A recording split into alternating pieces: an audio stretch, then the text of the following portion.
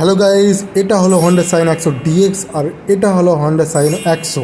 তো চলুন দেখে নেওয়া যাক 100 সিসির এই দুটো বাইকের ডিফারেন্স কী আছে আর দামেই বা কতটা অন্তর আছে, সব কিছুই এই ভিডিওতে দেখবো। তো হন্ডা সাইন 100 ডিএক্স এই বাইকটার প্রাইস হলো 92,000 অনলি, আর হন্ডা সাইন 100 এই বাইকটার প্রাইস হলো 82,000 অনলি। হন্ডা সাইন 100 ডিএক্সে আপনারা পেয়ে যাবেন টিউবলেস টায়ার ড্রাম ব্রেকের সাথে, এবং অন্যদিকে আপনারা সাইন 100তে আপনারা পেয়ে যাবেন টিউবওয়ালা টায়ার। হন্ডা সাইন 100 ডিএক্সের ফ্রন্ট সেকশন আপনারা যদি দেখেন, তো হন্ডা সাইন ডিএক্সের ফ্রন্টে আপনারা ক্রোম ফিনিশিং দেখতে পাবেন। সেই জায়গাতে আপনারা হন্ডা সাইন 100তে কোনো রকম ক্রোম ফিনিশিং দেখতে পাবেন না, সিম্পল সে হ্যালোজেন লাইট দেওয়া আছে। হন্ডা সাইন 100তে আপনারা পেয়ে যাবেন অ্যানালগ মিটার, সেই পুরোনো জামানার কাটাওয়ালা মিটার। আর সেই জায়গাতে হন্ডা সাইন 100 ডিএক্স আপনারা পেয়ে যাবেন fully digital instrument cluster, digital metre.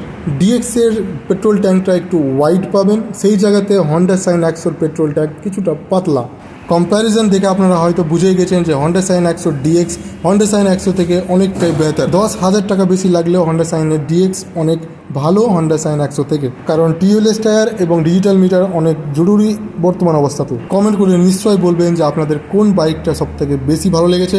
Please ভিডিওটিকে লাইক করবেন, শেয়ার করবেন, ফেসবুক থেকে দেখলে পেজটাকে ফলো করবেন, ইউটিউব থেকে দেখলে চ্যানেলটাকে সাবস্ক্রাইব করবেন। Thank you so much for watching my video.